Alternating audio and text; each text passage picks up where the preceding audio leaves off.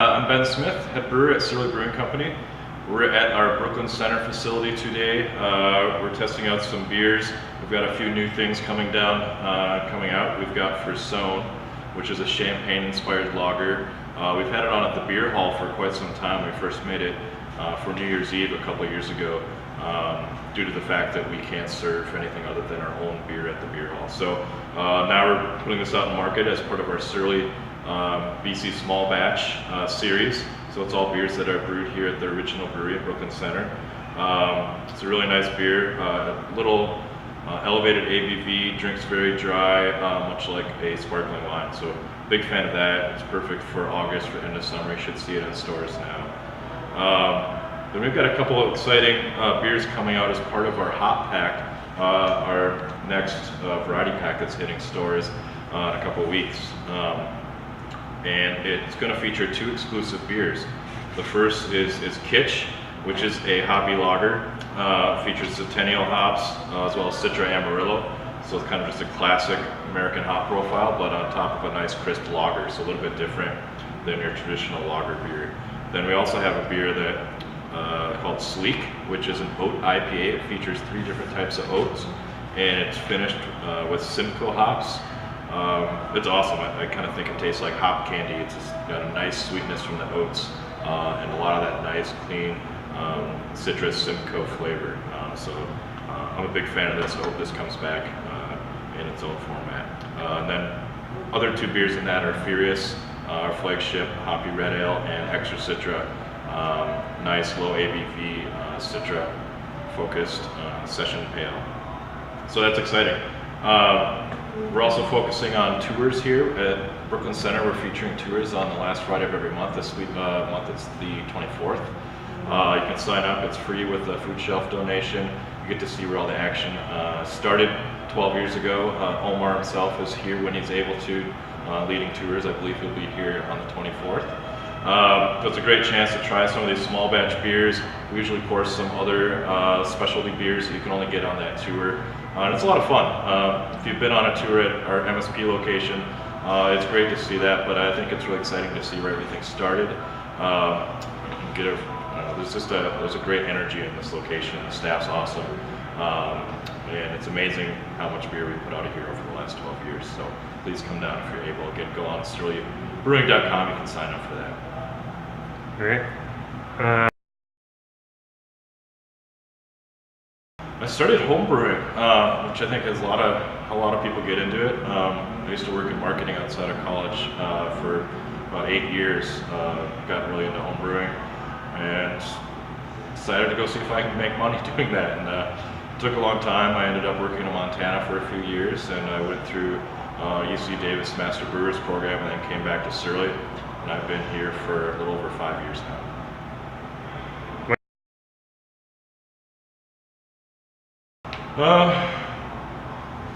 I like hoppy beers, what I typically drink, but in terms of fun stuff to brew, I'd have to say at Surly probably Darkness, just because it's such a crazy beer to make and it's a lot of fun. It was the first solo brew I ever did here too, which so I'm very partial to it. And that's not a typical process. We actually do 3 separate mashes to get the sugar water for Darkness itself, so it takes longer. There's a lot more kind of skill and technique involved in making that beer. So I'd probably say that's the most fun, probably the most challenging as well, but I usually have fun when I'm challenged, so I like that.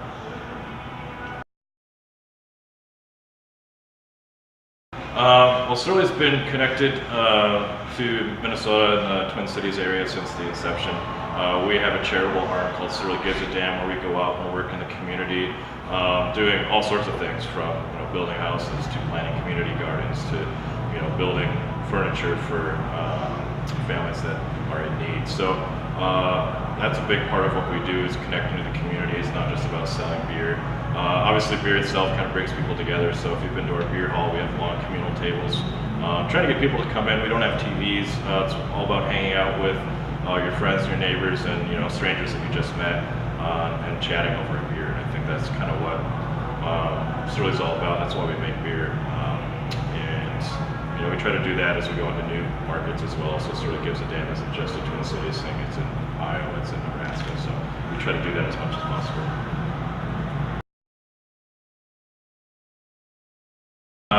a great question. So there's stuff I want to brew personally, so I'll push that, whether it's new ingredients, new process, or just a new style that we're reading about that could be a next new trend.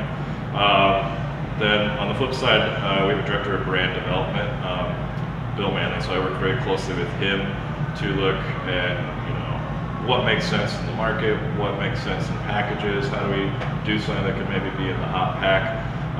But we're lucky to have the Brooklyn Center Brewery because we can do smaller kind of R&D batches in addition to our large core stuff that we're pushing out of our larger brewery at MSP. And with the beer hall, we have the opportunity to kind of try some stuff that we're not sure if it's going to be something that people like to drink or not, put it on at the beer hall and kind of see what happens. Kind of gives us a little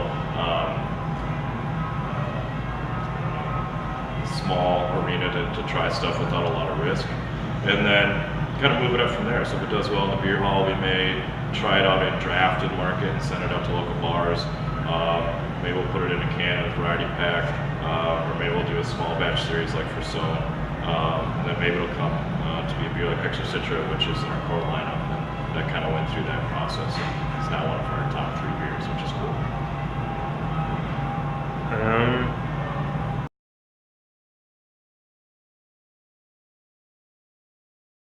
Also a great question. That's something that we struggle with all the time because the craft beer market is relatively saturated right now. We have hundreds of breweries in Minnesota and thousands throughout the country. So we try to appease the craft beer drinker, our loyal Surly fans. We're also trying to reach out and find new beer drinkers, whether they're craft beer drinkers or not. I think beers like Sown, beers like Rosé, which is the last small batch series we did, are beers that hopefully appeal to everyone. Folks that maybe are more wine centered when they go out or like cocktails, maybe try that and find a way to enter and maybe drink some of the other beers like Furious or Extra Citra. So we're always trying to think of unique but drinkable beers that appeal to not only our craft beer fans and hardcore craft beer guys, but also people that come to the beer hall that may be there with family and friends but not familiar with Surly or craft beer in general.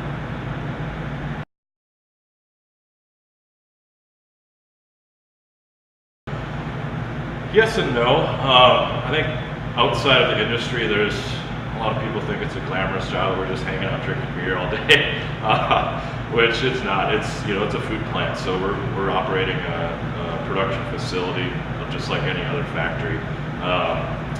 So there's a lot that goes in that. Making sure it's safe, making sure that we're doing things that's safe in a food plant too. So downstream consumers. Getting the product we want. For my job specifically, I spend a lot of time just on planning, so it's a lot of number crunching. I think that's a little surprising how much time you just spend in spreadsheets and planning and a lot of meetings, but overall it's a great industry. Whether you work at a small craft brewery or a large brewery, I think there's a lot of interesting things going on. Every day is a little bit different. I mean, some days in the brewing industry you're a plumber, some days you're an electrician, some days you're a statistician. There's always different things going on to do. So that's one reason I love it, because there's so much